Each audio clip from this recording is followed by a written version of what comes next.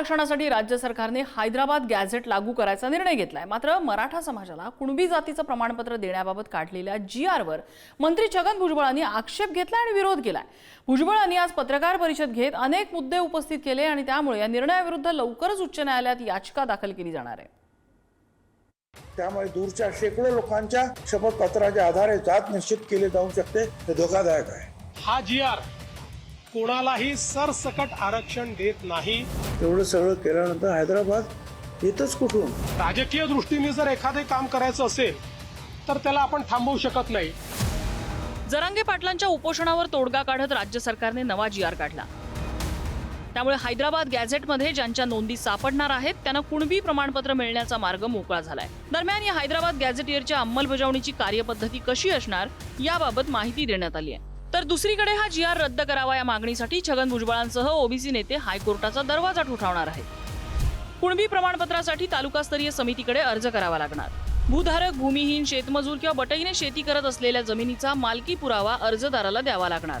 पुरावा नसल्यास 13 ऑक्टोबर 1967 पूर्वी त्यांचे पूर्वज स्थानिक क्षेत्रात राहत असल्याबाबत प्रतिज्ञापत्र सादर करावं लागेल। अर्जदाराच्या गावातील, कुळातील, नातेसंबंधातील व्यक्तींना कुणबी जातीचं प्रमाणपत्र मिळालं असल्यास आणि अर्जदार यांनी त्यांच्या नातेसंबंधातील, कुळातील असून कुणबी असल्याचं संबंधित नातेवाईकाचं प्रतिज्ञापत्र सादर करेल। 2000 सालच्या अधिनियमामध्ये 2000 सालच्या अधिनियमात रिलेटिव्ह नातेवाईक याची व्याख्या स्पष्ट करण्यात आलेली आहे। रिलेटिव्ह म्हणजे काय, नातेवाईक म्हणजे काय, इथे हा शब्द नाही वापरला। काय वापरला? रिलेशन। त्यात पितृकुळ, मातृकुळ, दत्तक या सर्वांचा समावेश होऊ शकतो। त्यामुळे दूरच्या शेकडो लोकांच्या शपथपत्राच्या आधारे जात निश्चित केले जाऊ शकते, हे धोकादायक आहे। तसेच कुळ या शब्दाचा उल्लेख देखील केलेला आहे, परंतु कुळ या शब्दाची कोणतीही स्पष्ट व्याख्या नाही, त्यामुळे गोंधळ वाढणार। हा जीआर कोणालाही सरसकट आरक्षण देत नाही। हा जीआर ज्यांच्याकडे पुरावा आहे, जे खरे पुराव्याने कुणबी आहेत, त्यांनाच सर्टिफिकेट मिळण्याकरता मदत करतो। आपण जीआर नीट वाचा। कुठेही सरसकट कोणालाही आरक्षण दिलेलं नाही। कायद्याने पुराव्यानिशी जे लोक अर्ज करतील त्यांचा पुरावा तपासून तो योग्य असेल तरच याच्यामध्ये आरक्षण मिळणार आहे। आणि 2 वर्ष एवढी सगळी मंडळी जी आहेत ते त्या हैदराबाद, तेलंगण तिकडे सगळीकडे जाऊन शोधत होते काय काय आहे ते। मग आता हैदराबादचं काय आहे? आता एवढं सगळं केल्यानंतर हैदराबाद येतच कुठून? आता कशासाठी आलंय? तर त्यांनी सांगितल्याप्रमाणे कुणबी नोंदी शोधायचं काम। आता ज्यांना मिळाल्या नाहीत कुणबी नोंदी, त्यांच्यासाठी जे मराठा आहेत त्यांच्यासाठी हा नवीन रास्ता शोधलेला आहे, असं आमचं म्हणणं आहे। वेगवेगळ्या ओबीसी नेत्यांची माझी देखील चर्चा होते। ज्यावेळेस मी त्यांना नेमका आम्ही काय जीआर काढल्यास सांगतो त्यावेळेस त्यांचं समाधानही होत आहे। आता कोणाला राजकीय दृष्टीने जर एखादे काम करायचं असेल तर त्याला आपण थांबवू शकत नाही। सामाजिक दृष्टीनं मी एवढं नक्की सांगतो, जोपर्यंत हे सरकार आहे तोपर्यंत ओबीसीवर अन्याय होऊ देणारच नाही। हैदराबाद गॅझेटमध्ये ज्यांच्या कुणबी नोंदी सापडतील त्याची तपासणी करण्यासाठी गाव पातळीवर समिती गठीत करण्यात येणार आहे। या समितीमध्ये समिती सदस्य म्हणून ग्राम महसूल अधिकारी, ग्रामपंचायत अधिकारी, सहाय्यक कृषी अधिकारी यांचा समावेश करण्यात आलाय।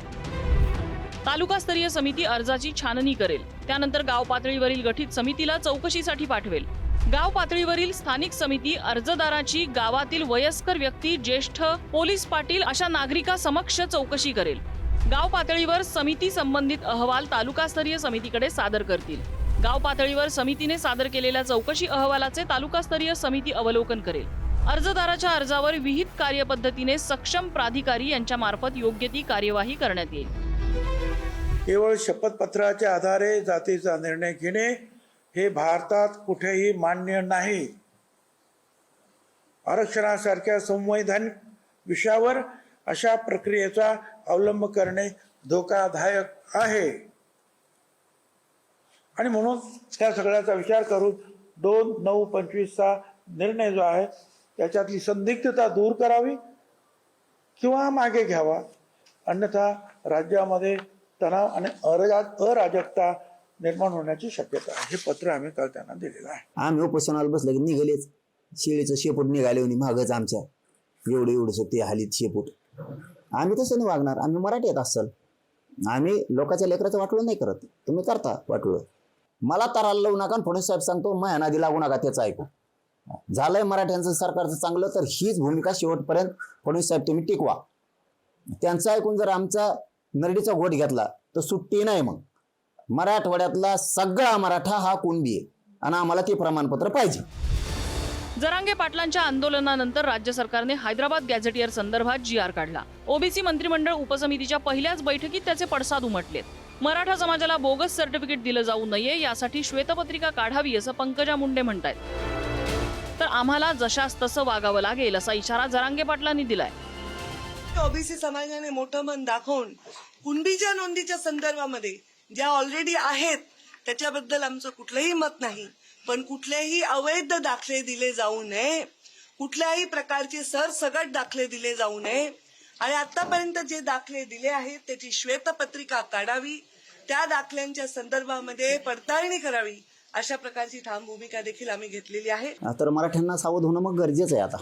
की बघा मराठ्यांनो, ज्या माणसांसाठी तुम्ही धरपडे मारता, ज्याचं राजकीय करिअर मोठं होण्यासाठी तुम्ही प्रयत्न करता, तुम्ही मराठा जातीच्या मराठी असून सुद्धा विरोधात जाता, त्यांच्यासाठी तेच माणसं जर आपल्या लेकराबाळांचे कुणबी प्रमाणपत्र निघालेत आणि त्याच प्रमाणपत्रावर आणि त्याच मराठ्यांच्या गोरगरिबाच्या लेकराच्या मुळावर घाव घालायचं जर ते काम करत असतील तर हे अवघड आहे. म्हणून ही सुद्धा मराठा समाज शुद्धीवर येणं खूप गरजेचं आहे आणि मराठ्यांनी आता रोख ओळखावा आणि जातच वाचवावी. हैदराबाद गॅझेटियरवरून अद्यापही मराठा आणि ओबीसी समाजात मतमतांतरं आहेत. ज्यांच्या नोंदी आहेत त्यांना कुणबी प्रमाणपत्र मिळेल असं महसूल मंत्री चंद्रशेखर बावनकुळेंनी स्पष्ट केलंय.